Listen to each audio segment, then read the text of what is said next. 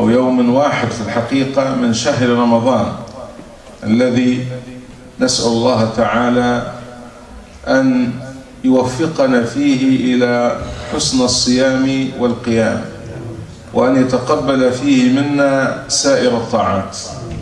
هذا الشهر الكريم الذي فرض الله تعالى صيامه على المؤمنين جعله مدرسة عظيمة يتربى فيها المسلمون مرة في كل عام، وعلى المسلم أن يغتنم هذا الشهر الذي إذا أقبل كما أخبر النبي صلى الله عليه وسلم فتحت أبواب الجنان وأغلقت أبواب النيران وصفدت الشياطين.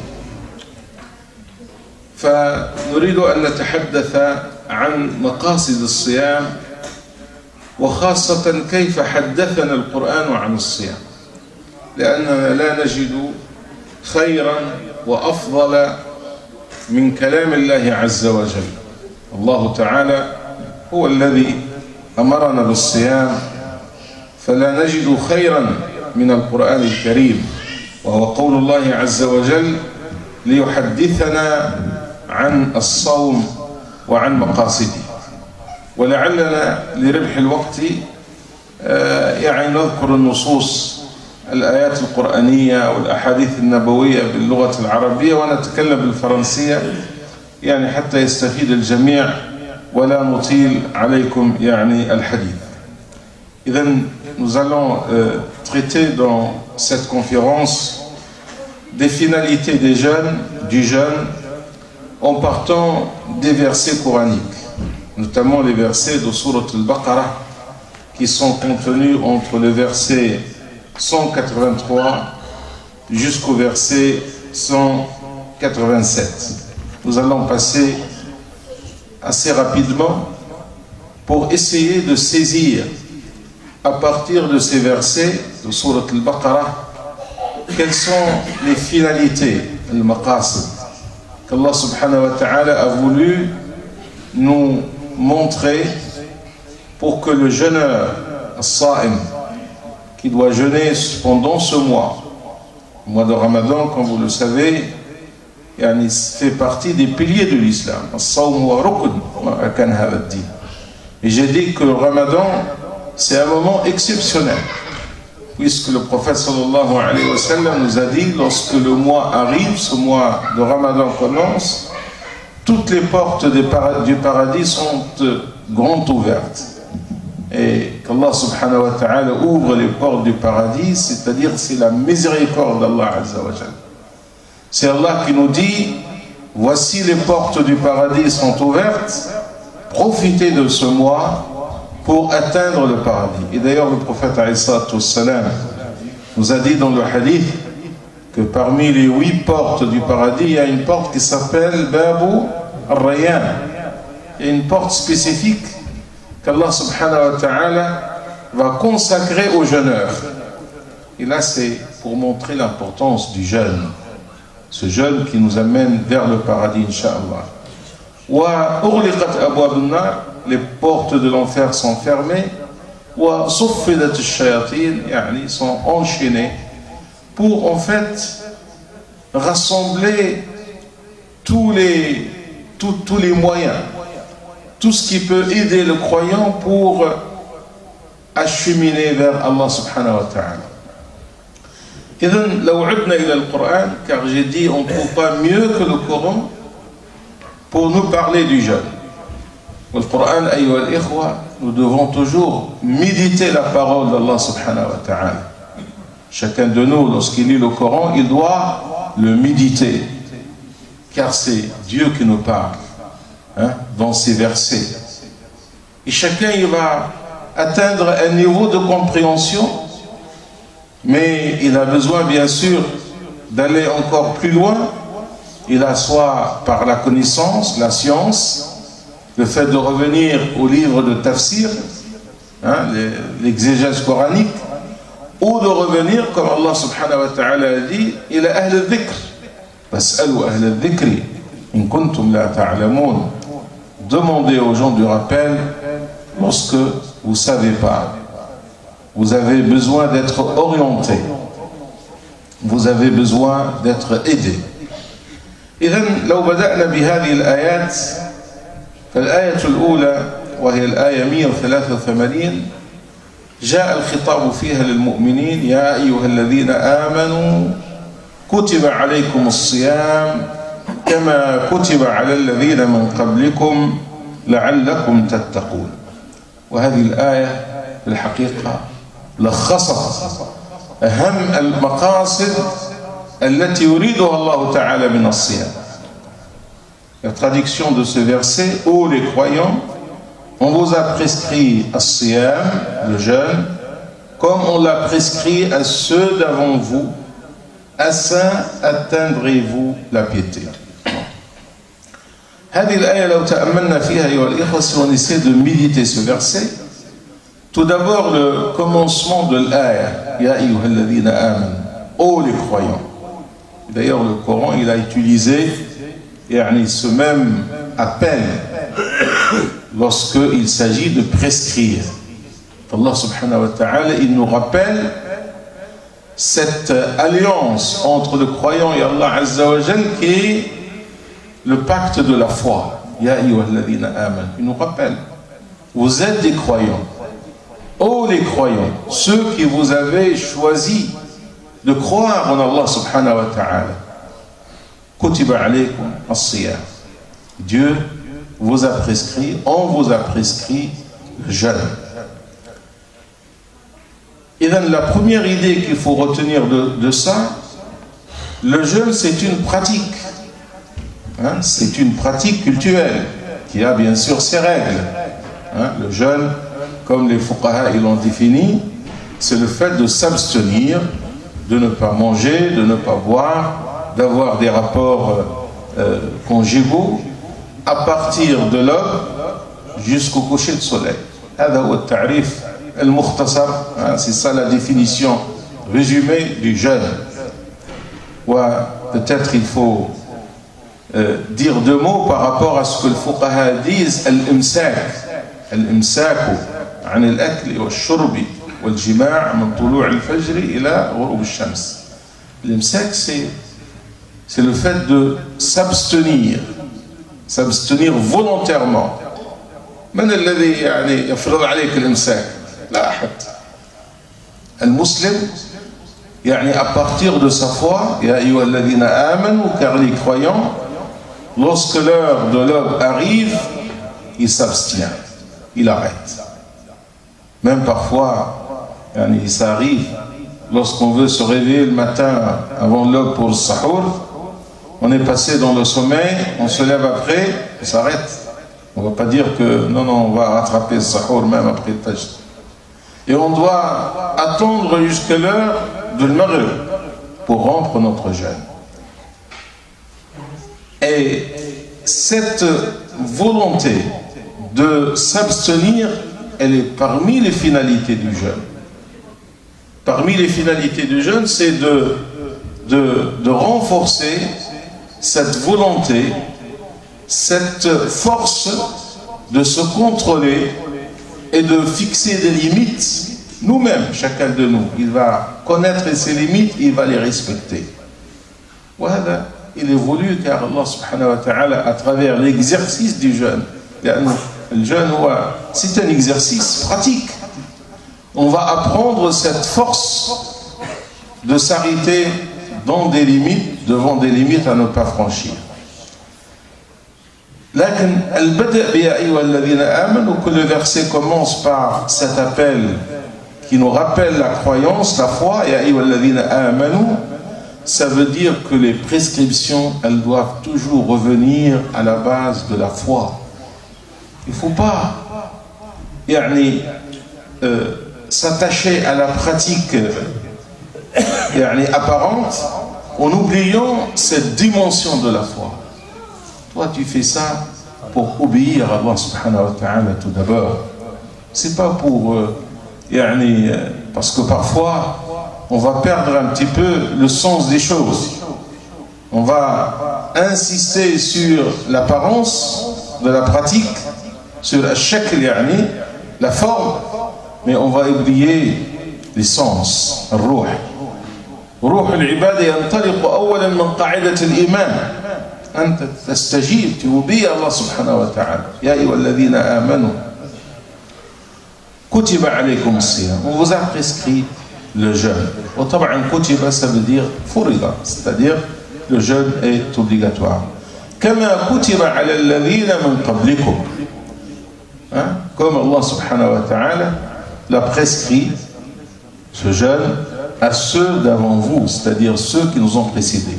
Et le Coran ici nous parle, c'est-à-dire des messages des précédents messagers qui ont aussi, que ce soit Moussa alayhi salam, Isa et les autres messagers, ils ont également apporté le jeûne. Dans la révélation qu'ils ont reçue d'Allah subhanahu wa ta'ala, il y avait la prescription du jeûne. Et ça existe dans les autres religions, cette tradition. Bien sûr, avec une façon différente. Voilà que ça existe. Et ça porte également un enseignement. لماذا الله سبحانه وتعالى يقول لنا كتب عليكم الصيام كما كتب على الذين من قبلكم. يعني ceux qui vous ont précédé. C'est une chose qui est passée dans l'histoire. Mais Allah subhanahu wa ta'ala veut nous rappeler que la religion qui vient d'Allah subhanahu wa ta'ala, elle vient de la même source pour enseigner les mêmes principes. L'islam, il est venu dans une vision de continuité par rapport aux messages qui ont précédé. لعلكم تتقون. Et la fin de ce verset, elle attire notre attention sur la finalité suprême du jeûne, qui est at-taqwa, la piété, la crainte d'Allah subhanahu wa ta'ala.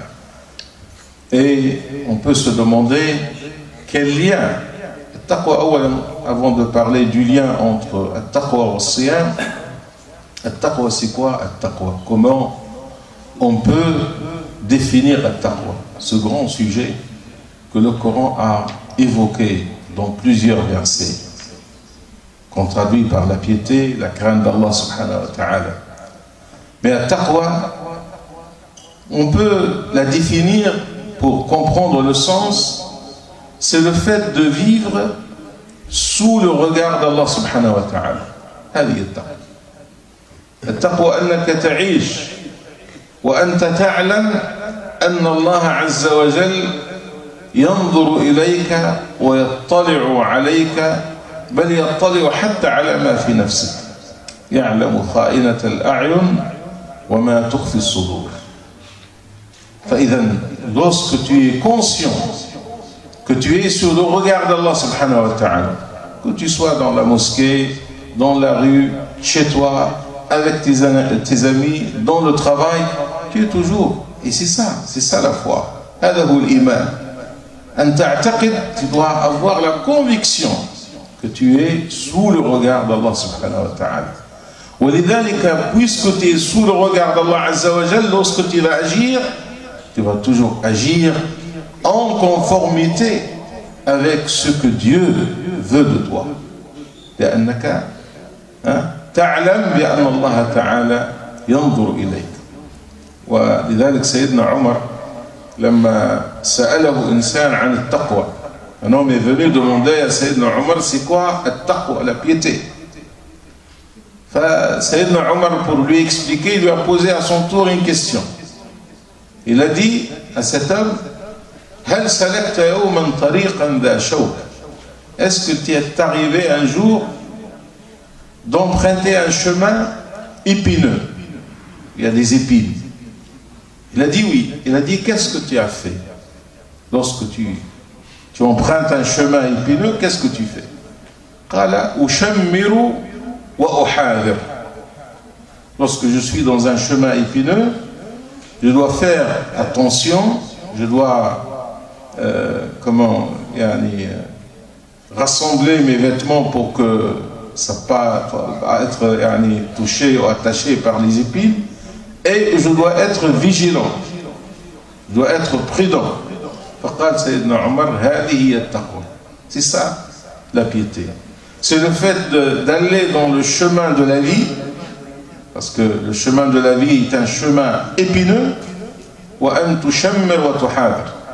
Tu dois être dans la prudence pour ne pas tomber dans ce que Dieu nous a proscrit ou interdit. إذن هذه الآية تدلنا على شيء أيها الإخوة. L'islam, les ulama, lorsqu'ils ont voulu définir l'islam, ils ont dit que l'islam إيمان وعمل وأخلاق أو عقيدة وشريعة وأخلاق. هذا هو الإسلام. Si on essaie de résumer, l'islam c'est une foi, une pratique et une morale. Ces trois dimensions, elles sont importantes. ولذلك نحن لما نفهم الإسلام, lorsqu'on veut comprendre l'islam et le mettre en pratique, on ne doit pas être dans une vision partielle. Notre problème aujourd'hui, on va insister sur la dimension pratique, mais on ne va pas donner suffisamment d'importance à la foi dans les cœurs, et on ne va pas donner suffisamment d'importance à la morale, la dimension spirituelle. Et si on revient à ce verset, on retrouve les trois. Ya ayyuhalladhina amanu, ça nous rappelle le fondement de la foi. Kutiba alaykumus siyam, c'est la pratique. La'allakum tattaqoun, c'est la dimension spirituelle. Et on doit toujours être dans cette vision globale, cette vision harmonieuse. Et l'autre enseignement qu'on doit tirer de ce premier verset, c'est que Allah subhanahu wa ta'ala, nous parlons de l'obligation du jeûne, il a attaché cette obligation avec une finalité, maqsad. C'est-à-dire ce qui est voulu, ce n'est pas le jeûne en soi. Car lorsqu'on doit s'abstenir, lorsqu'on fait le jeûne, on s'abstient de quoi? On s'abstient de ce qui est en principe licite. Boire, manger, ce n'est pas interdit. En dehors, bien sûr, du moment du jeûne. Ce sont des choses qu'Allah subhanahu wa ta'ala nous a rendues licites. Alors ce qui est voulu, ce n'est pas dans le fait de laisser sa boisson et sa nourriture. Mais il y a derrière tout ça des finalités à atteindre. Il est valable pour toutes les obligations. Lorsqu'Allah subhanahu wa ta'ala nous a parlé de la salat, inna as-salata tanha 'an al-fahsha'i wal-munkar. La salat, c'est un moyen qui vous protège contre le mal. La zakat également, lorsqu'il a parlé de l'obligation de zakat, il a dit khudh min amwalihim sadaqatan tutahhiruhum wa tuzakkihim biha. Prélève de leurs biens une sadaqa qui va les purifier. Purifier de l'attachement avec le matériel. Al-Hajj également, si on parle que des piliers de l'islam, chaque fois que le Coran nous parle de la prescription, il nous parle de la finalité. Al-Hajj qal li yashhadu manafi'a lahum, afin qu'ils puissent vivre et constater, atteindre des privilèges ou des avantages, comme ça d'une manière absolue.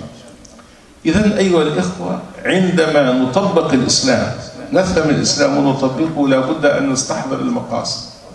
Lorsqu'on doit comprendre la religion et la mettre en pratique, nous devons toujours avoir en esprit la finalité qu'on veut atteindre à travers le jeûne.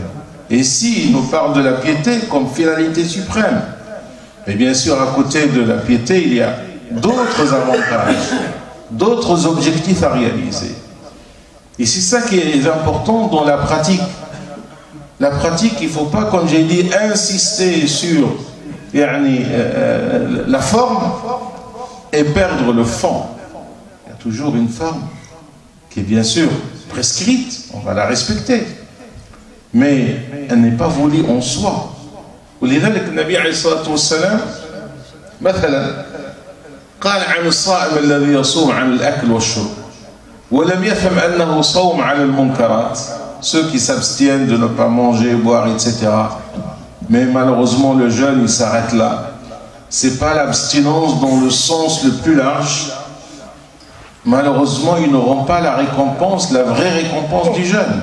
ولذلك قال من لم يدع قول الزور والعمل به فليس لله حاجة في أن يدع طعامه وشرابه. celui qui ne laisse pas de côté le faux témoignage. Allah subhanahu wa ta'ala n'a pas besoin de cette personne qui laisse sa nourriture et sa boisson, car il n'a pas compris le sens, il n'a pas compris la finalité. Et nous devons toujours comprendre la finalité. Quelqu'un qui prie, qu'il est assidu dans ses prières, mais la prière n'a aucun effet sur son comportement, il n'a pas également compris le sens de la prière. ولذلك يعني أيضا في الحديث قال رب قائم ليس له من قيامه إلا السهر والتعب ورب صائم ليس له من صيامه إلا الجوع والعطش. يعني في des gens qui passent du temps dans la prière nocturne, mais malheureusement ils n'ont gagné de leur prière que la fatigue, car la prière n'a pas produit ses effets sur leur comportement. Également le jeûne, il jeûne, mais également il ne va pas récolter de son jeûne les finalités. ولذلك أيها الإخوة هذا أمر مهم نحن نغفل عنه. الإسلام مرتبط بهذه المقاصد التي أرادها الله عز وجل منا. يعني il est lié avec ces finalités. Et les finalités, c'est ça qui va donner un sens à notre adoration. Et c'est ça aussi qui va nous permettre d'évaluer également notre pratique. Si tu rentres dans le mois de Ramadan, tu fais un jeûne pendant tout un mois, et tu sors de ce mois avec aucun changement, ça veut dire que tu n'as pas saisi le vrai sens du jeûne. الصوم وعلمنا أشياء كثيرة منها كما قلنا التقوى من مقاصد الصيام أيضا كما قلنا الإرادة la volonté. Comment le croyant qui a réussi de s'abstenir devant ce qui est licite, il va avoir une force de s'abstenir devant ce qui est illicite. Si tu arrives à te maîtriser devant ce qui est en principe licite, le fait de manger, de boire en dehors du mois de Ramadan, tu vas acquérir une force qui va vous permettre d'être fort devant le mal et le péché. Parmi les finalités du jeûne également, أن يتعلم الإنسان الصبر. هذه الخصلة العظيمة، la patience. والرسول صلى الله عليه وسلم يعني il a parlé de sabr, il a dit الصبر نصف الإيمان. La moitié de la foi, c'est la patience. Il a parlé du jeûne, il a dit الصوم نصف الصبر. Parce que لذلك النبي صلى الله عليه وسلم يعني الصبر ليس هو فقط كذلك صبر على الجوع والعطش. هذا c'est un exercice qui doit nous aider à soigner notre comportement. Le fait d'être patient devant la faim, lorsqu'on est soif, etc. Mais on va patienter et attendre l'heure de la rupture du jeûne. C'est pour nous apprendre comment acquérir cette grande qualité de la patience. ولذلك النبي صلى الله عليه وسلم قال في الحديث الصحيح فإذا كان صوم يوم أحدكم فإن سابه أحد أو قاتله فليقل إني صائم. Voilà la pratique de la patience, la vraie pratique. C'est pas les gens qui vont jeûner et ils disent que je fais le jeûne, alors il va se permettre, il va s'autoriser de se mettre en colère. Ici on va lui demander, il dit je fais le jeûne. حتى عندنا عبارة الناس يقولوا مرمضن. هذا مش مرمضن، مش فاهم رمضان. لو كان مرمضن يكون صابر. Il se met en colère parce qu'il fait le jeûne, subhanallah. Et le jeûne, il est venu pour nous apprendre la patience, الصبر. قال لك حتى لو قاتلك، si quelqu'un il va t'agresser, il se bat, قل له إني صائم. والعلماء قالوا فليقل بسلوكه.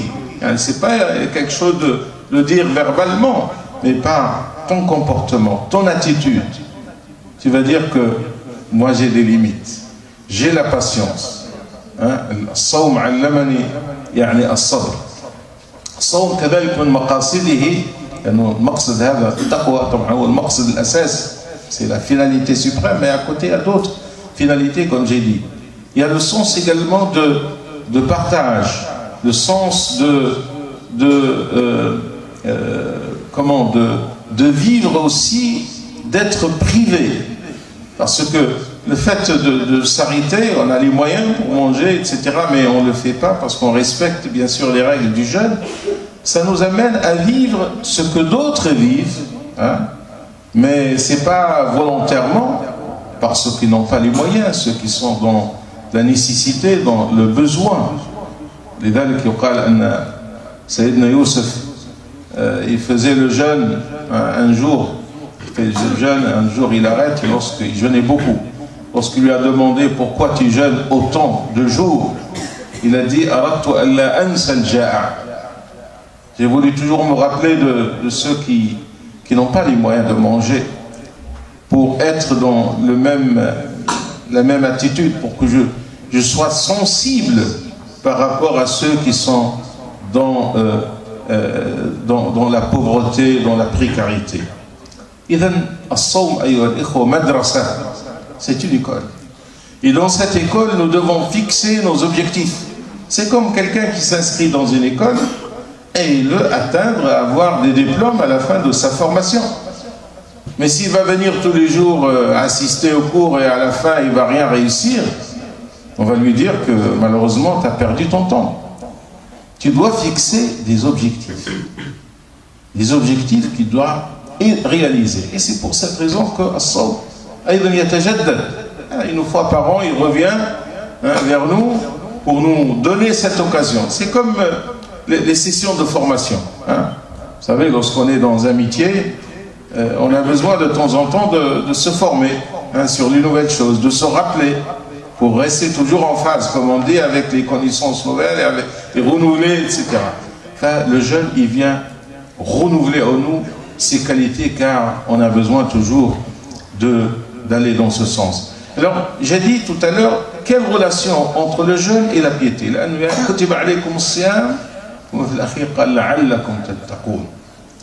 Enfin, ainsi atteindrez-vous la piété. Quelle relation entre les deux? La relation, elle est claire, car at-taqwa, comme j'ai dit, c'est la crainte d'Allah Azza wa Jal. Wa-s-sawm, c'est le moyen le plus important, le plus efficace, de nous aider à atteindre la piété. Parce que la piété, comme j'ai dit, c'est le fait de vivre sous le regard d'Allah subhanahu wa ta'ala. Wa-s-sawm huwa ibada baynaka wa bayna Allah. العبادة السرية هذه التي لا يطلع عليها إلا الله عز وجل. Sawm, c'est une adoration, c'est une pratique intime entre le croyant et Allah subhanahu wa ta'ala. ولذلك جاء في الحديث القدسي الصوم لي وأنا أجزي به. Allah subhanahu wa ta'ala nous dit le jeûne est pour moi et c'est moi qui va évaluer la récompense du jeûneur. Et on va dire, mais as-salat pour qui? C'est pour Dieu aussi. Pourquoi il a dit as-sawmu li? Parce que ce sens d'intimité dans la pratique, elle est plus profonde dans le jeûne. Celui qui fait l'aumône, également, il peut être connu. Au moins, la personne qui va recevoir son aumône, il connaît. Al-Hajj également. Alors que le jeûne, tu peux apparaître devant les gens comme faisant le jeûne, mais si tu veux ne pas jeûner lorsque tu es seul, tu peux le faire. Mais tu le fais car tu sais qu'Allah subhanahu wa ta'ala, tu es sous le regard d'Allah subhanahu wa ta'ala. ولذلك il y a cette relation entre la piété. La piété, c'est le fait de surveiller Allah azza wa jal et d'agir, comme j'ai dit, tout en ayant cette conviction qu'on est sous le regard d'Allah subhanahu wa ta'ala. ثم الآيات الأخرى طبعا نمر عليها مرورا سريعا حتى نترك وقت إن شاء الله لأسئلتكم. الله سبحانه وتعالى après nous dit أياما معدودات فمن كان منكم مريضا أو على سفر فعدة من أيام أخر وعلى الذين يطيقونه فدية طعام مسكين فمن تطوع خيرا فهو خير له وأن تصوموا خير لكم إن كنتم تعلمون. نريد أن نقف في هذه الآية on va s'arrêter dans ce verset sur deux points. الأمر الأول أن الله سبحانه وتعالى après avoir annoncé la prescription, Juste dans le verset suivant, il nous a dit quiconque d'entre vous est malade ou en voyage devra jeûner un nombre égal d'autres jours. هذا ما يسمى بالرخصة. الله سبحانه وتعالى دينه دين عملي. يعني cette religion أيها الإخوة elle a pris en compte la condition de l'homme. Les hommes ne sont pas des anges. Les hommes sont des êtres humains qui ont certes des capacités, une volonté, mais qui ont aussi leur faiblesse. L'insan, il peut être touché par la maladie, alors que le jeune demande une certaine capacité, une certaine force.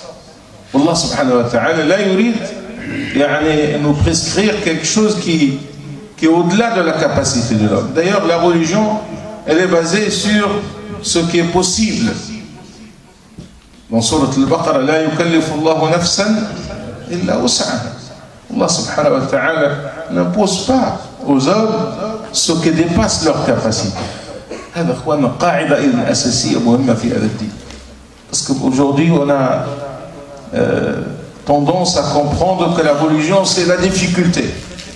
Même pour certains parmi nos frères, ils pensent que lorsqu'on est dans la difficulté, on est dans la bonne religion. Non, non, non, pas du tout. L'islam est une religion claire, à la portée de l'homme. Lorsque le croyant n'est pas en mesure de jeûner, فَمَنْ كَانَ مِنْكُمْ مَرِيضًا أَوْ عَلَى سَفَرٍ فَعِدَّةٌ مِنْ أَيَّامٍ أُخَرَ. Allah Ta'ala rahim bi'ibadihi. Tu n'as pas la capacité de jeûner, tu peux ne pas jeûner, arrêter le jeûne et rattraper 6 jours après. Bien sûr, il y a des détails par rapport aux maladies, par rapport aux jeûnes, par rapport au voyage, pardon. Le malade, il y a 2 sortes de maladies. Il y a une maladie non chronique, c'est-à-dire quelqu'un qui est malade, une maladie passagère, et là, il ne peut pas jeûner. C'est une maladie, bien sûr, qui l'empêche de jeûner. Parce que la maladie aussi, on peut avoir un peu mal à la tête, mais on peut patienter et ça passe. Mais quelqu'un qui est vraiment dans un état qui ne peut pas jeûner, là, il doit prendre cette dérogation. D'autres maladies, ce sont les maladies chroniques, c'est-à-dire des personnes qui sont touchées par des maladies, mais c'est des maladies qui ne sont pas guérissables.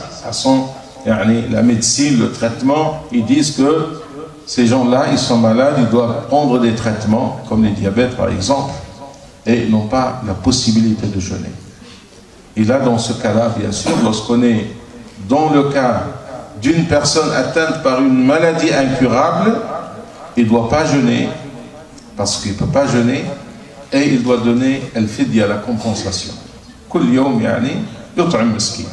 Pour chaque jour, il donne un repas pour un pauvre, il peut donner pour les 30 jours, ou pour chaque jour qu'il donne, comme il veut, mais c'est une compensation. Compensation pour lui dire que c'est ta manière de jeûner. Hein? Parce qu'il y a certains aujourd'hui, musulmans, qui ne sont pas en mesure de jeûner, et c'est très difficile pour eux. Parce que tout le monde jeûne, c'est le mois de Ramadan, et là vous me dites qu'il ne faut pas jeûner parce que vous êtes malade, le médecin vous a interdit de jeûner, mais on lui dit qu'Allah subhanahu wa ta'ala vous a donné une solution. Ta manière de jeûner, c'est de donner al-fidya, hein, cette compensation. Mais tu dois prendre cette dérogation. Allah subhanahu wa ta'ala, كما قال النبي صلى الله عليه وسلم إن الله يحب أن تؤتى رخصه كما يحب أن تؤتى عزائمه. Dieu veut de vous, lorsque il vous donne une dérogation, une facilité, de la prendre.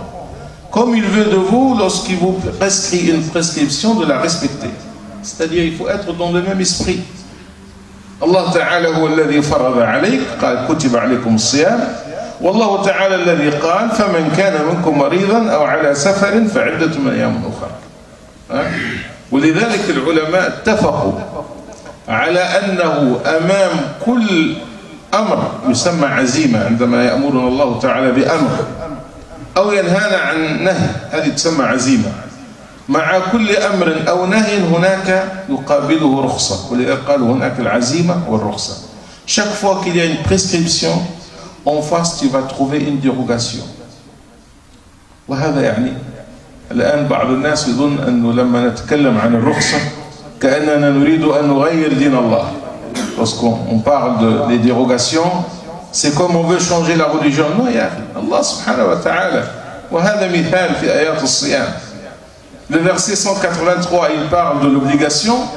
Le verset 184, il nous dit فَمَنْ كَانَ مِنْكُمْ مَرِيضًا أَوْ عَلَى سَفَرٍ فَعِدَّةٌ مِنْ أَيَّامٍ أُخَرَ. وعلى فكرة بعد حتى في l'autre verset qui vient d'après, c'est-à-dire le verset 185, il est répété وَمَنْ كَانَ مَرِيضًا أَوْ عَلَى سَفَرٍ فَعِدَّةٌ مِنْ أَيَّامٍ أُخَرَ. ثم يقول الله عز وجل dans le verset 185 يريد الله بكم اليسر ولا يريد بكم العسر. شوف هذا الآية ما أعظمها وما أوضحها. Dieu veut pour vous la facilité. Allah veut pour vous la facilité. Il ne veut pas pour vous la difficulté. وهذه قاعدة عامة أيها الإخوة لأن الآية هنا عامة. Elle est absolue. Dieu veut pour vous la facilité. Il ne veut pas pour vous la difficulté. وما جعل عليكم في الدين من حرج. هكذا يقول الله عز وجل. Il n'a pas fait de gêne dans la religion. ولذلك أيها الإخوة لابد أن نأخذ أمر اليسر والتيسير في الإسلام. Ceux qui pensent que la facilité c'est quelque chose qui va déformer la vérité de la religion, non. الرسول صلى الله عليه وسلم كما تحدثت عن عائشة رضي الله عنها قالت ما خير بين أمرين إلا اختار أيسرهما ما لم يكن إثما. Le prophète sallallahu alayhi wa sallam il a toujours opté pour ce qui est facile. Aïcha dit lorsqu'il a le choix entre deux options, il va toujours choisir la facilité tant que cette facilité n'amène pas au péché. وهو الذي عندما أرسل الصحابيين للدعوة معاذ وعلي قال لهما لماذا أوصاهما. Le prophète sallallahu alayhi wa sallam a envoyé deux de ses compagnons pour faire la da'wah au Yémen. Il a dit yassira wa la tu'assira wa bashira wa la tunaffira. Faciliter, éviter de mettre les gens dans la difficulté. Wa bashira, porter la bonne nouvelle. Wa la tunaffira, il ne faut pas repousser les gens. Parce que le fait d'être dans la dureté en pensant que c'est ça la religion, c'est une manière aussi pour repousser les gens. يسر ولا تعسر خذ بما يسره الله تعالى عليك وهذا كما قلنا أمر يعني ثابت. فيما يخص طبعا le voyageur il a la possibilité de ne pas jeûner même si le voyage n'est pas un voyage éprouvant, bien que les savants disent il peut jeûner également, car le prophète sallallahu alayhi wa sallam rapporte que parfois il a jeûné et parfois il n'a pas jeûné. C'est-à-dire on a la possibilité, si le voyage il est un voyage supportable, de jeûner si on veut. Mais si jamais le voyage il va vous amener à être vraiment dans une situation de fatigue insupportable, non, prenez la dérogation. ولذلك النبي صلى الله عليه وسلم لما كان يوم في سفر, était dans un voyage et une journée il faisait beaucoup de chaleur et un homme très fatigué et les compagnons sont en train de verser l'eau sur sa tête. Le prophète il a dit qu'est-ce qu'ils font avec cet homme? Ils ont dit il est très fatigué parce qu'il fait le jeûne. فقال الرسول صلى الله عليه وسلم الحديث ليس من البر الصوم في السفر. Il n'est pas de la bonté pieuse de jeûner pendant le voyage. Lorsque la personne elle est arrivée à tel stade de fatigue, il a la dérogation, il faut la prendre. ولذلك يعني وهذا طبعا قاسوا عليه الفقهاء يعني وعلى الذين يطيقونه فدية طعام مسكين. Les personnes âgées également qui n'arrivent plus à jeûner parce que c'est difficile pour eux, ils font également la compensation la femme enceinte, la femme qui allait son enfant, elle est aussi assimilée à cette catégorie. Et les fuqaha, ils ont beaucoup d'avis là-dessus. Si vous revenez au livre de tafsir, vous allez trouver, il y a beaucoup d'avis. Par exemple, pour la femme qui est enceinte ou elle allait, qu'elle ne peut pas jeûner, qu'est-ce qu'elle doit faire? Certains ils disent qu'elle ne jeûne pas et elle doit donner le fidya, la compensation, elle doit rattraper les jours. D'autres ils disent elle donne le fidya seulement, elle ne rattrape pas. D'autres ils disent elle rattrape. Et d'autres ils disent elle ne fait rien, elle a une dérogation. Il y a beaucoup d'avis, bien sûr. Mais nous, on conseille toujours que les femmes enceintes ou qui allaitent, elles peuvent rattraper les jours lorsque l'on fini, l'ont passé cette période de grossesse, d'accouchement, etc., sont en mesure de jeûner, elles rattrapent, Inch'Allah, les jours. فإذا هذا كل يدلنا أيها الإخوة أن الإسلام فيه هذه الرحمة وفيه هذه السعة. Nous allons finir, Inch'Allah, pour laisser un temps pour vos questions, avec le verset 186. Dans ce verset, Allah subhanahu wa ta'ala nous dit وَإِذَا سَأَلَكَ عِبَادِي عَنِّي فإني قريب أجيب دعوة الداعي إذا دعان فليستجيبوا لي وليؤمنوا بي لعلهم يرشدون. Et quand mes serviteurs t'interrogent sur moi, alors je suis tout proche. Je réponds à l'appel de celui qui me prie quand il me prie. Qu'il réponde à mon appel et qu'il croit en moi afin qu'il soit bien guidé.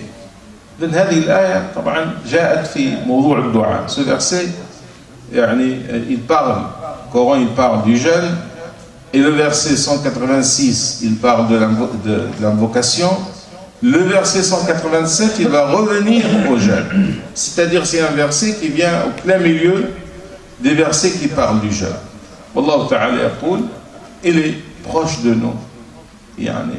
Si quelqu'un te demande est-ce qu'Allah subhanahu wa ta'ala t'interroge par rapport à Allah azza wa jal fi le dua, dis-leur que il est proche. Il suffit que tu fais l'invocation. La porte d'Allah subhanahu wa ta'ala, elle est grande ouverte. C'est à toi d'agir. Mais Allah subhanahu wa ta'ala, il a ouvert ses portes pour accueillir ton invocation. ولذلك المؤمن لما يدعو يجيب دعوة الداعي إذا دعاه. Allah subhanahu wa ta'ala nous a dit qu'il va répondre à notre appel, à notre invocation lorsqu'on le prie. Et chacun de nous, lorsqu'il invoque Allah subhanahu wa ta'ala, il doit avoir la certitude أن دعاءه مقبول. النبي صلى الله عليه وسلم ماذا قال؟ قال ادعوا الله وأنتم موقنون بالإجابة. Parmi les conditions pour que الدعوة تكون مقبولة يكون عندك يقين أن الله يستجيب دعاءك.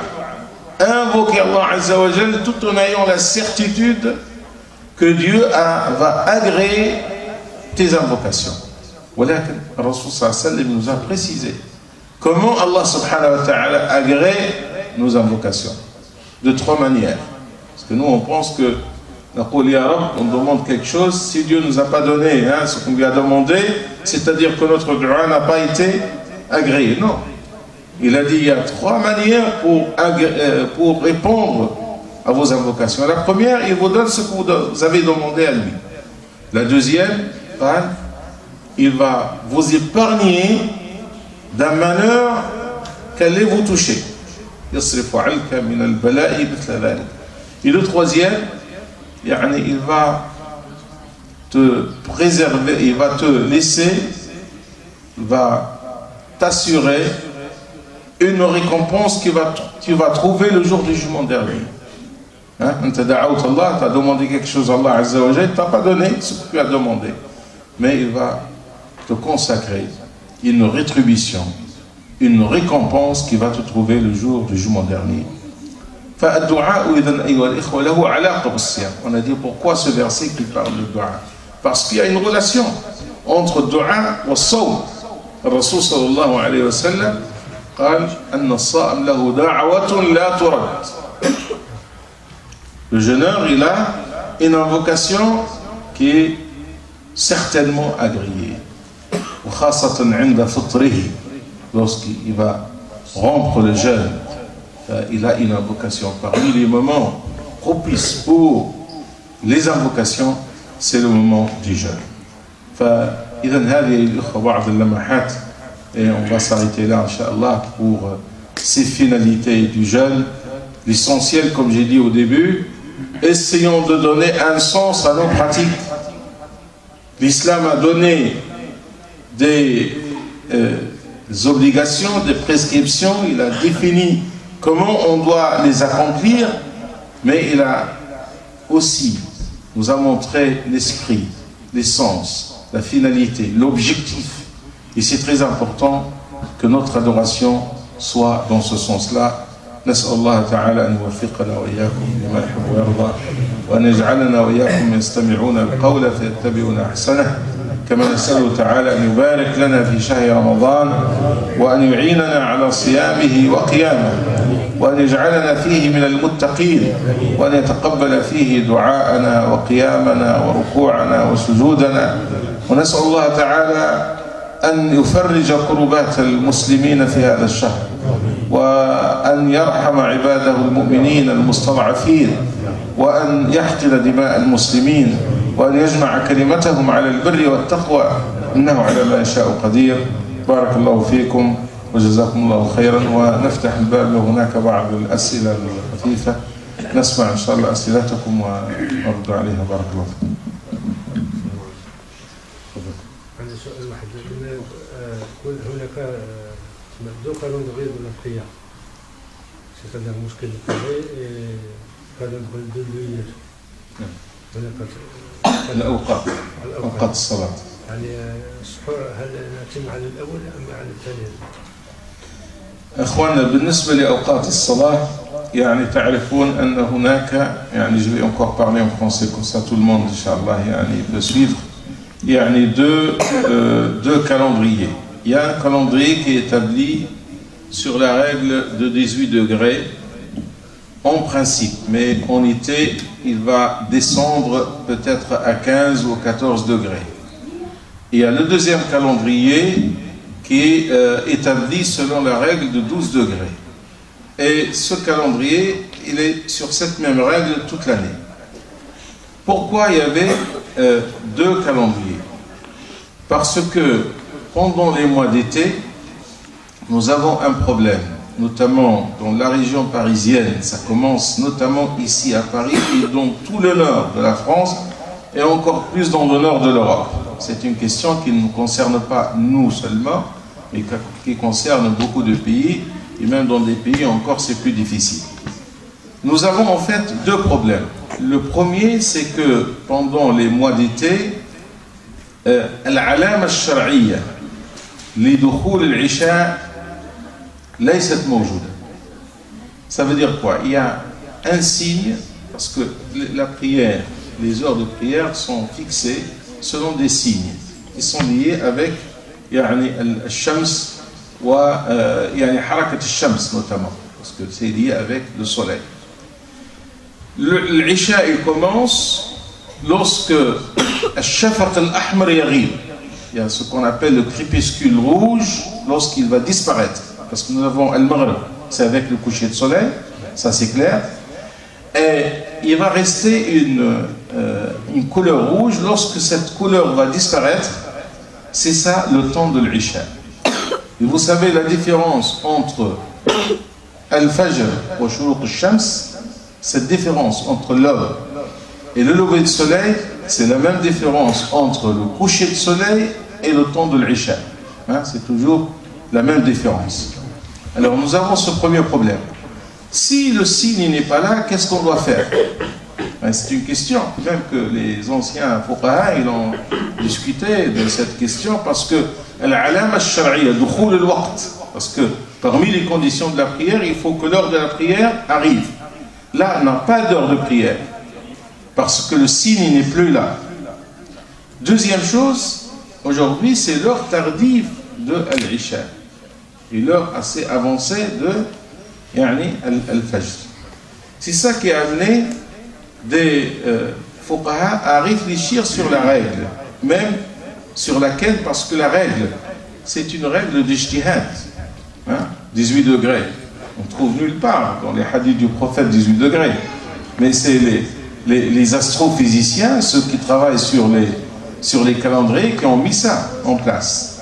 Ça, cette règle, elle s'applique facilement dans les pays où les temps sont assez modérés. Dans les pays musulmans, on peut la pratiquer facilement. Mais le problème, il s'oppose ici, un double problème. Tout d'abord, le signe n'est pas là. Deuxièmement, al-isha mutaakhir. Il y a un certain nombre de savants contemporains qui ont réfléchi sur la question pour revoir la règle. Ils ont proposé cette règle de 12 degrés. Notamment Cheikh Faisal Mawlawi rahimahullah, un grand savant libanais qui a vécu ici en France pendant 5 années, et aussi d'autres qui ont pris la même règle, parce qu'aujourd'hui, dans des pays où les choses sont encore plus difficiles, comme en Grande-Bretagne, ou si on va encore vers les pays du Nord, comme j'ai dit, au Danemark, en Norvège, en Suède, là ça devient encore plus difficile. Et ils ont établi le calendrier selon la règle 12 degrés qui fait une différence dans Waqt al-Isha, qui va rentrer à peu près 20 à 25 minutes avant la règle de 18 degrés, et aussi qui va donner un peu plus de temps pour Al-Fajr.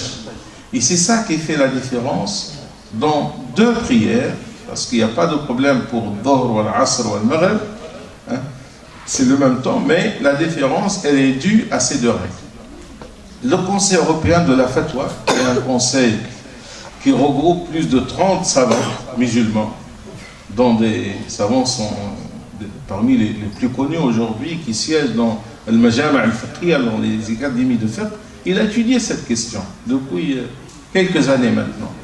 Et le Conseil, il a adopté les 3 formules de calcul pour le calendrier. Parce que là, il ne s'agit pas, hein, vous savez, dans le fiqh, dans le fiqh l'islam, il y a des choses, il y a des questions qui sont des questions d'ijtihad.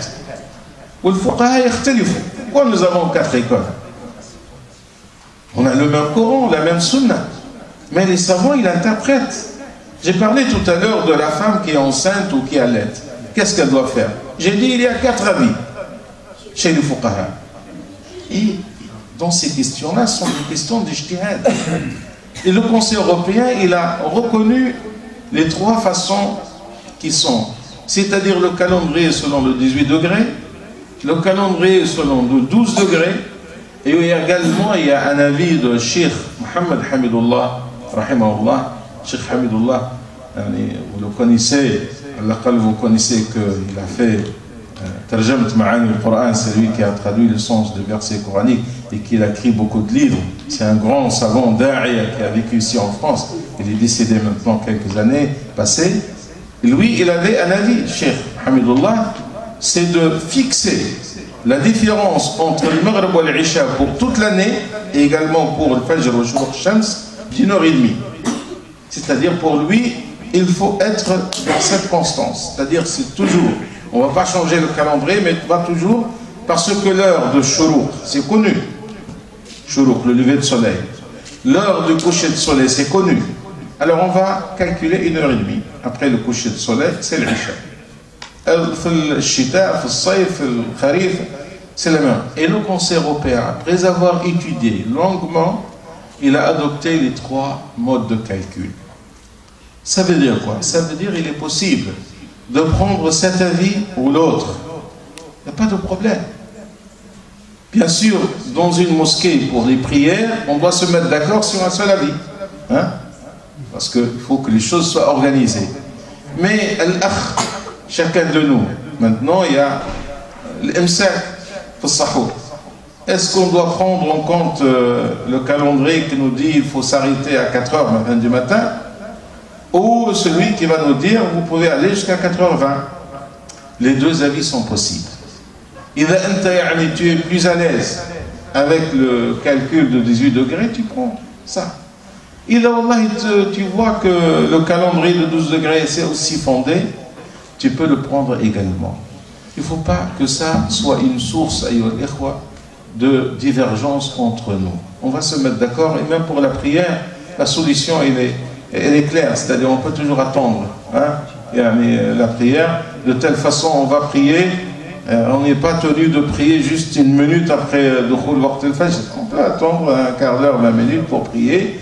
Et comme ça, tout le monde prie, Inch'Allah, dans l'heure. Il y a des gens même qui prennent le 12 degrés, ils vont s'arrêter avant 30 minutes leur sahour. Ils peuvent le faire également. Mais ça ne doit pas être une question de divergence. Là, on est en train de travailler. Il y a eu une réunion entre l'UIF qui fait le calendrier et la mosquée de Paris qui fait le deuxième calendrier pour essayer d'arriver à... Mais ça va demander du temps. Mais il ne faut pas, comme j'ai dit, faire un problème et une polémique autour de ces choses-là. La seule chose qu'on doit se mettre d'accord sur les heures de prière dans la mosquée pour que tout le monde prie en même temps. Et il ne faut pas aussi considérer que si on prend cet avis ou on prend l'autre, on est dans l'erreur. Non. Dans les questions d'ijtihad, si tu prends cet avis ou tu prends l'autre, Inch'Allah, tu prends un avis fondé. Il ne faut jamais penser que la vérité, elle est seulement dans celui-là. Non, parce que ce sont des questions d'ijtihad. Vous savez, même dans la prière, il y a une divergence entre les savants. Est-ce que lorsqu'on doit réciter Surat al-Fatiha, est-ce qu'on doit dire Bismillah ou on ne doit pas le dire? Dans certaines écoles, Bismillah ar-Rahman ar-Rahim fait partie de Surat al-Fatiha. Et Surat al-Fatiha, elle est obligatoire dans la prière. Si tu ne le fais pas, c'est-à-dire tu as manqué un verset.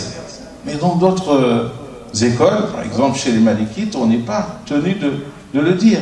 Et on ne va pas dire à celui qui croit à le faire que tu es dans l'erreur. Non, ce sont des avis parce que chaque savant, et c'est basé sur des arguments. Et il est arrivé à un avis. Il y a des choses où tout le monde est d'accord. On n'est pas dans la divergence de prier 5 prières par jour. On est tous d'accord qu'on doit prier le Fajr, le Dhuhr, le Asr, le Maghrib, l'Isha. Mais sur des questions de détail, généralement ce sont des questions de détail, on peut trouver des avis différents et là on doit être tolérant. On ne va pas dire que voilà, l'islam c'est ça la vérité, celui qui n'est pas dans cette voie, il est dans l'errance. ولذلك العلماء عندهم قاعدة مهمة يقولون لا إنكار فيما اختلف فيه. Tu ne dois pas. L'inkar, c'est le fait de dire à l'autre ou de taxer l'autre par l'erreur ou le défaut.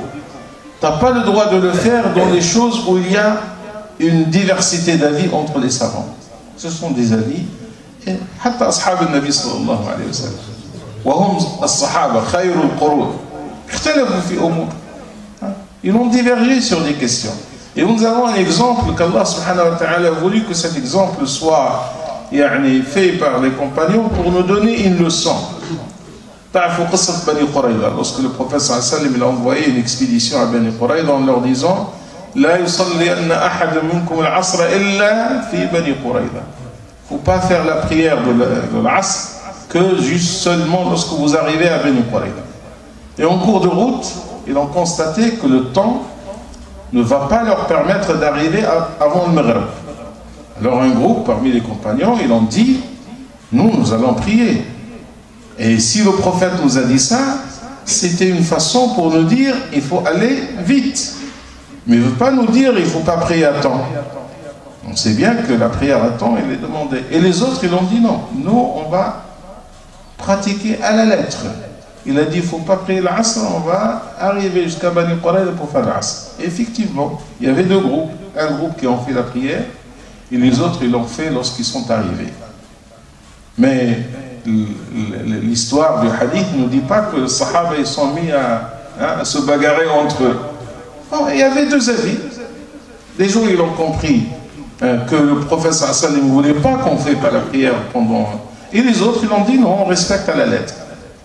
Et en revenant de leur voyage, le prophète sallallahu alayhi wa sallam, ils ont raconté l'histoire, et le prophète, il a reconnu les deux positions. Ça veut dire quoi? Ça, c'est un enseignement. Que lorsqu'il y a une divergence sur une question, parce que chacun il a une argumentation, on peut accepter les deux. Et chacun, il va prendre l'avis qui lui semble le plus proche de ce qu'il a compris. il est mieux si on arrive, Inch'Allah, à se mettre d'accord sur un seul horaire. Mais tant qu'il y a ces possibilités aujourd'hui, il ne faut pas polémiquer et il faut, Inch'Allah, respecter à chacun le temps, Inch'Allah, qui va le prendre. Il y a beaucoup de questions. Quelle tenue vestimentaire doit-on adopter pendant le mois de Ramadan? Il n'y a pas de tenue spéciale, spécifique pour Ramadan. Ramadan, par rapport aux tenues, c'est comme tous les mois. Le musulman, il doit toujours porter le vêtement qui respecte les conditions. Les conditions, c'est couvrir les parties de nudité qu'on doit couvrir.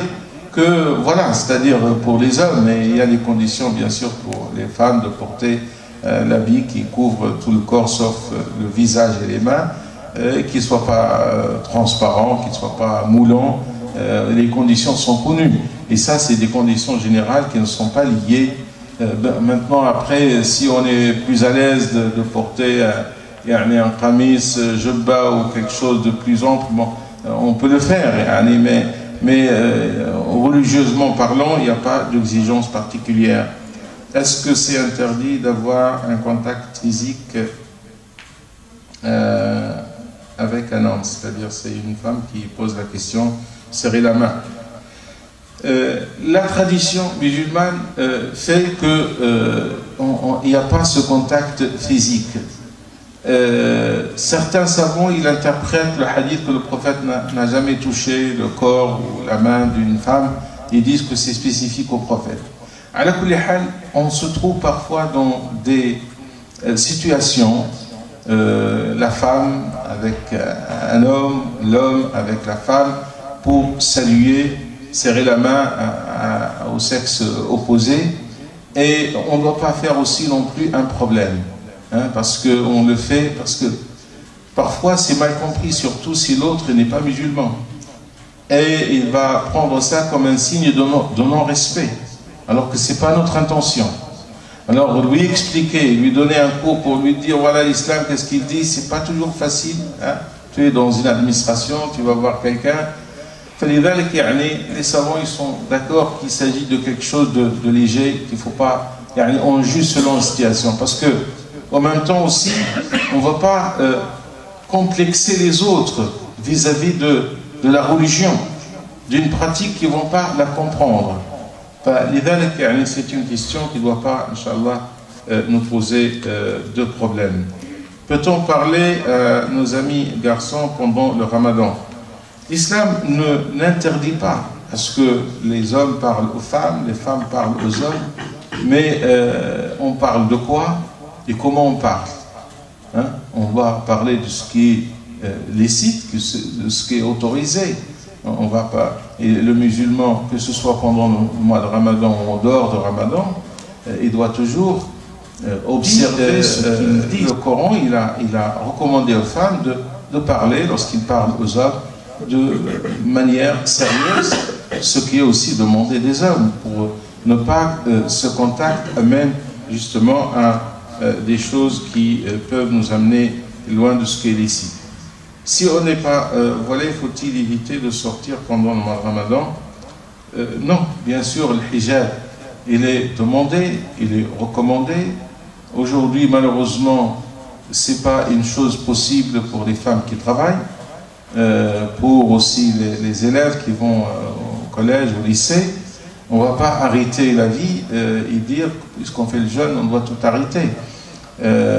Mais il est toujours recommandé, même pour ceux qui sont obligés de ne pas porter hijab, de s'habiller de la manière la plus décente. Il faut chercher de couvrir le maximum. Et en sortant du travail ou des études, on a la possibilité de mettre al-hijab. Mais à la kulli hal, il faut toujours, hijab, comme j'ai dit, c'est une chose qui est prescrite, qui est demandée. Mais lorsqu'on est dans une situation qu'on ne peut pas le porter, cela ne veut pas dire qu'on n'a rien de l'islam. Non, l'islam, c'est la foi, c'est la pratique, c'est le comportement, c'est la morale, c'est le jeûne, c'est la prière, c'est les invocations. Tout ça, c'est l'islam aussi.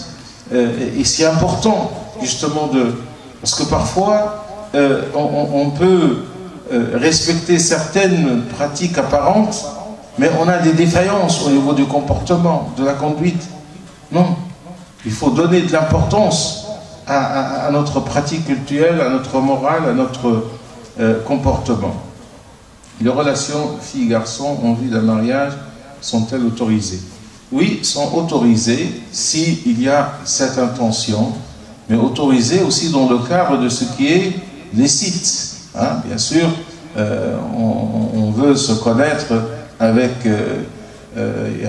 l'objectif peut-être que ça peut aboutir à un mariage, mais tout en respectant les règles. Les règles, il ne faut pas s'isoler dans un lieu loin des regards des autres, et il faut que cette relation reste sérieuse, et à un moment donné, lorsqu'on est décidé pour faire le pas, il faut bien sûr aller demander la main de la fille auprès de ses parents pour ne pas dépasser ou franchir les limites interdites. Si la mixité est haram, comment avoir une relation dans le halal? Oui, c'est en fait la même question. L'islam, au contraire, il n'interdit pas. Est-ce que c'est recommandé? C'est même le mariage, dans certains cas, il devient même obligatoire. Et il faut créer des occasions saines pour qu'il y ait cette connaissance. Il n'y a pas d'interdiction pour se connaître, pour discuter, pour échanger. Mais il faut, comme j'ai dit, respecter les règles de la morale et ne pas franchir ce qui est interdit. Voilà, les choses sont claires. L'interdit, c'est avoir une relation intime en dehors du cadre du mariage. Ça, c'est pas autorisé. Et le mariage, c'est un acte de mariage, et le fait de célébrer le mariage, de consommer le mariage, c'est à partir de là qu'une relation entre les deux conjoints peut s'établir. Mais en dehors de ce cadre, toute relation intime, elle est interdite, sauf dans l'objectif, comme j'ai dit, de se connaître, parce que c'est normal. Rasoul sallallahu alayhi wa sallam, il a autorisé le sahabi de voir. On a dit, tu dois voir, parce qu'on ne peut pas se marier avec quelqu'un qu'on ne connaît pas. Et on peut également parler, échanger, discuter sur les questions qui nous semblent intéressantes, mais tout en respectant, comme j'ai dit, ne pas être dans al-khulwa et ne pas être dans des relations interdites. Et ça, c'est tout le monde le connaît. كما قال النبي صلى الله عليه وسلم الحلال بين والحرام بين. Les limites sont connues par tout le monde. Est-ce que faire connaissance sans aller plus loin entre filles et garçons? Oui, bon, c'est la même question. Il faut aussi que dans le cadre islamique, créer des occasions, parce que il faut reconnaître une chose, et ça c'est surtout aux parents, aux responsables de mosquées, d'associations. Il y a aujourd'hui des jeunes garçons, des jeunes filles qui trouvent des difficultés, c'est vrai, pour chercher le conjoint. Et ils vont passer peut-être par d'autres modes parce qu'on ne crée pas les occasions pour se connaître. Il faut créer ces occasions-là dans un cadre sain. Il n'y a pas de mal que les jeunes peuvent se connaître entre eux, mener des actions ensemble. L'islam n'a pas interdit la mixité, qui est une mixité qui respecte les règles. Il y a que des garçons, des filles soient ensemble dans un cadre sérieux, ils peuvent se connaître, ils peuvent faire des choses ensemble. L'islam n'a pas interdit ça. Et ça peut permettre à certains justement de se connaître et pourquoi pas arriver à former une famille, parce que c'est important que pour nos jeunes garçons et filles, Inch'Allah, de fonder leur famille, de bâtir cette vie familiale et qu'Allah subhanahu wa ta'ala les protège, Inch'Allah. Si Allah sait tout, pourquoi on lui demande ce qu'on veut alors qu'il le sait? Si Allah sait tout, pourquoi on lui demande ce qu'on veut alors qu'il le sait? Oui, Allah subhanahu wa ta'ala, il sait tout, il sait ce que nous voulons lui demander, mais Dieu aime qu'on lui demande. Allah subhanahu wa ta'ala, يريد منا أن ندعوه بل أن نلح في الدعاء وننسيست même dans l'invocation لأن الدعاء كما جاء في الأثر قال الدعاء مخ العبادة. L'acte même d'invoquer Allah Azza wa Jal, c'est un acte d'adoration. Parce qu'à travers le dua, tu exprimes ton besoin vis-à-vis d'Allah Azza wa Jal. Et c'est ça le sens de l'adoration.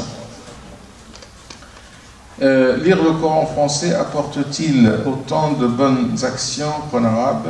Si on lit l'arabe, le Coran, mais on ne le comprend pas, est-ce que cela nous apporte aussi des bonnes actions? Oui. Si on lit le Coran, même si on comprend le sens, Inch'Allah, Allah subhanahu wa ta'ala nous donne la récompense de celui qui récite le Coran avec chaque harf, lettre, 10 hasanat. Si on lit la traduction également pour comprendre le sens, on est récompensé pour cet effort et pour ce temps qu'on dépense.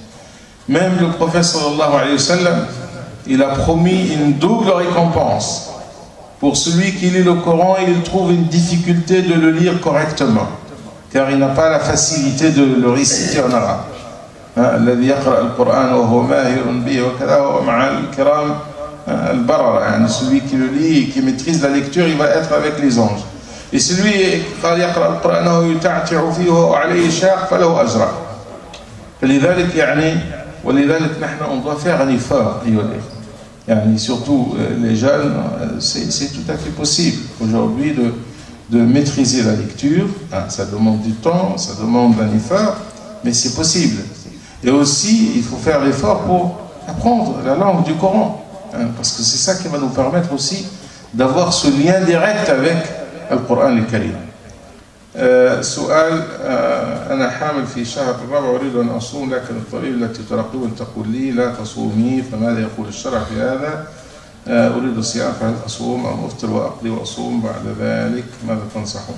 كما قلنا احنا في الدرس المرأة الحامل وخاصة المرأة حامل بشكل عام يصعب عليها الصيام خاصة الآن مع طول اليوم والطبيب هنا رأيه يعتمد le médecin c'est lui qui va vous dire s'il vous dit que le jeûne n'est pas possible الصوم غير ممكن والطبيب يقول لك لازم تفطري فافطري أختي وإن شاء الله تقضي بعد ذلك بعد إن شاء الله الولادة أو الوضع وكذا لما يكون بإمكانك إن شاء الله في صحة جيدة طبعا بعد كذلك فترة النفاس وغيره تقضي الأيام on doit rattraper les jours فنحن هذا الذي نفتي به ولا تحتاج إلى الفدية puisque tu as l'intention de rattraper les jours tu n'as pas besoin de faire la compensation ما تحتاج تدفع أي شيء الآن تفطري ثم بعد ذلك إن شاء الله تقضي ومن رحمة الله نستطيع نقضي حتى في وقت الشتاء الأيام قصيرة والحمد لله والصوم سهل فتقضي في أي يوم من الأيام. Si une personne, une fille qui n'a pas rattrapé ses dettes de Ramadan, que doit-elle faire? Sera-t-elle châtiée par Dieu ou son Ramadan accepté?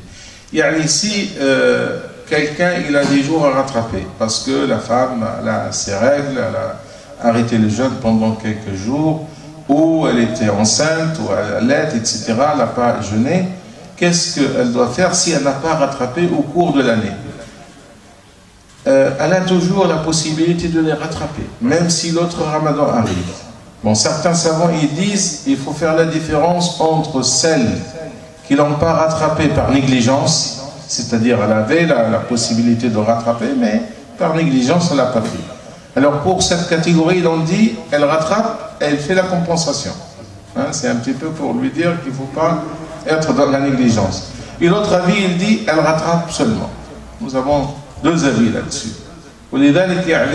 Inch'Allah, Ramadan Maqboul, il ne faut pas dire que si je n'ai pas rattrapé mes jours, mon Ramadan n'est pas valable. Non, tu dois jeûner ce Ramadan. Inch'Allah, Allah subhanahu wa ta'ala, il agrée votre jeûne et tu dois rattraper même si l'année est passée sans rattraper les jours qui vous manquent.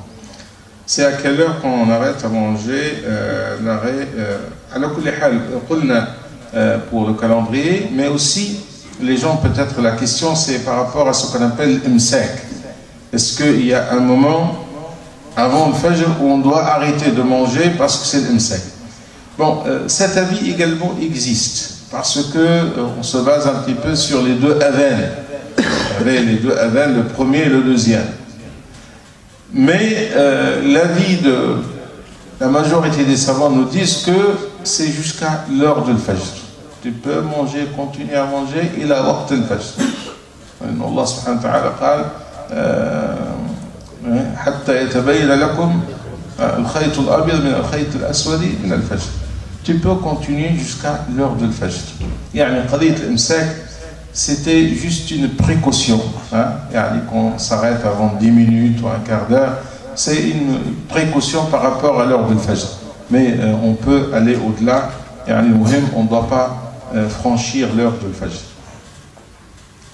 De voyage, à savoir le simple fait de prendre l'avion ou autre peut-elle être une excuse pour ne pas jeûner? Est-ce que le fait de passer des examens comme le bac peut expliquer le... Non. Alors, pour le voyage, si on voyage par avion et c'est facile, c'est 2 heures, 3 heures, etc., c'est supportable. Comme j'ai dit tout à l'heure, dans le voyage, le prophète sallallahu alayhi wa sallam, il a jeûné comme aussi il n'a pas jeûné. Enfin, vous avez les deux possibilités. Même si votre voyage est facile et vous voulez prendre la dérogation, vous pouvez le faire. Hein? Vous voyagez, vous avez bien sûr la distance minimale qui est de 83 km. Même si vous voyagez dans l'avion et vous voulez prendre Rukhsa, vous pouvez la prendre. Voilà, les savants nous disent, ceux qui peuvent jeûner, as-sawmu afdal.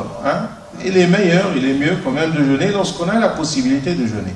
Mais sans vraiment aller dans la fatigue, parce que de toute façon, même si on ne voyage pas et on est arrivé à un moment donné, parce que ça peut arriver, à ne pas pouvoir continuer le jeûne, là on peut arrêter et aller le jeûne pour se préserver. Par rapport à la question des examens, le Conseil européen de la Fatwa l'année dernière, il a rendu un avis. Et là, on travaille sur cet avis pour le diffuser, Inch'Allah, c'est au nom du Conseil théologique musulman de France, pour essayer de donner plus de détails et d'arguments par rapport à cet avis. L'avis dit que pour les examens obligatoires, qui sont déterminés dans des dates qu'on ne peut pas changer, parce qu'aujourd'hui, passer le bac ou passer des concours, parce qu'il y a aussi des étudiants qui font des concours à l'échelle nationale, et pour eux, c'est quelque chose d'important. On n'est pas en fait devant un examen qu'on peut demander à ce que les dates peuvent être reportées ou changées, etc. Si on estime qu'on ne peut pas jeûner parce que la journée est longue, et ça demande aussi une concentration, et être en jeûne, ça ne nous permet pas d'avoir cette concentration. Le Conseil, il a donné une autorisation pour ses élèves, ses étudiants, de prendre à Rukhsa, la dérogation, et de rattraper les jours. Et là, on se base en fait sur l'istita'a, parce que Sawm, il est lié avec l'istita'a. Il y a aussi un avis de plusieurs savants qui parlent de Ashab al-Mihan al-Shaqa. Il y a des gens qui font des métiers très difficiles. Et les fuqaha, il y a bien sûr, c'est pas tous les fuqaha, mais il y a un bon nombre de fuqaha qui ont autorisé ces gens-là de ne pas jeûner et de rattraper les jours. Bien sûr, à condition qu'ils ne peuvent pas, par exemple, exercer ce travail pendant la nuit ou changer les horaires ou avoir... Non, on est obligé d'exercer. Et là, on fait l'analogie, al-qiyas, pour ceux qui se trouvent dans la difficulté. Ala kulli hal, yani ceux, parce que parfois, on a des examens, par exemple, on va passer les matins. Et on peut passer l'examen et après on peut se reposer.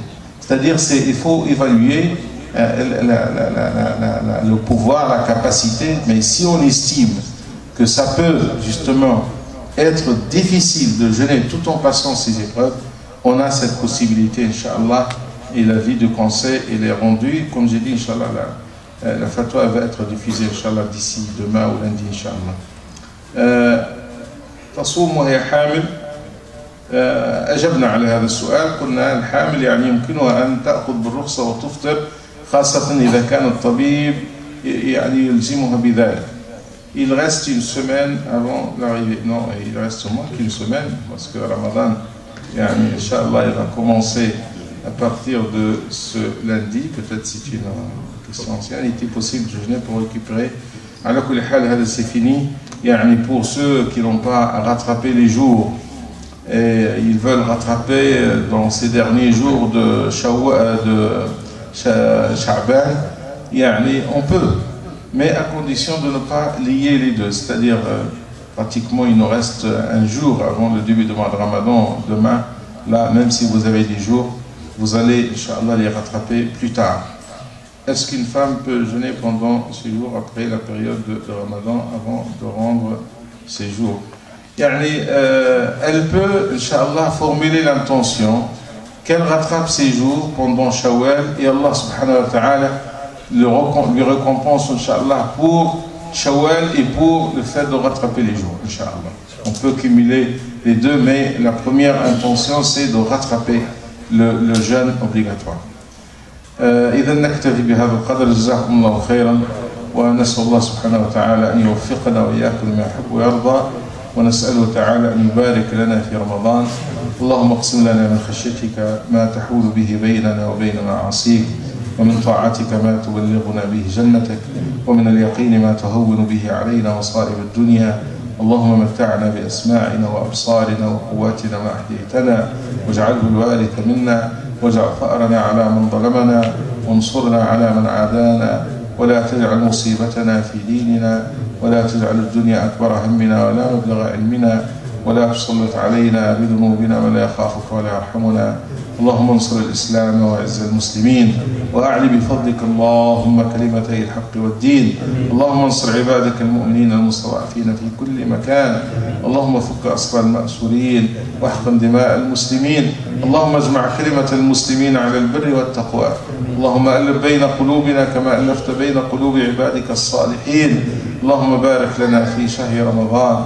اللهم ارزقنا فيه حسن الصيام والقيام. اللهم اعتق فيه رقابنا من النيران. اللهم اعتق فيه رقابنا من النيران يا رحمن يا رحيم. وصل اللهم وبارك على سيدنا محمد وعلى آله وصحبه أجمعين. سبحان ربك رب العزة عما يصفون، وسلام على المرسلين، والحمد لله رب العالمين.